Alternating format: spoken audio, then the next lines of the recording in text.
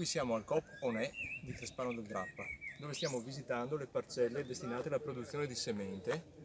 e di piante erbacee, quindi di fiori, come il caso del fiordaliso, del gitaione, sono specie quasi scomparse dagli ambienti, dagli agroecosistemi proprio per l'agricoltura intensiva e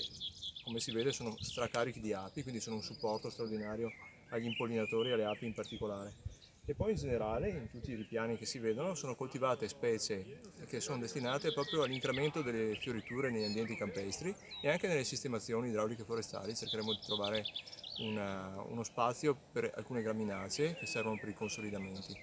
E una cosa interessante è che destineremo, abbiamo appena concordato con gli operatori, una di queste parcelle a una superficie di prova dove verrà simulato un prato vero e proprio con carico di specie a foglia larga, da fiore diciamo, e diversi turni di taglio. Questa qui è una sperimentazione che nel nostro paese di fatto non c'è, o quasi, c'è della letteratura ma quasi tutta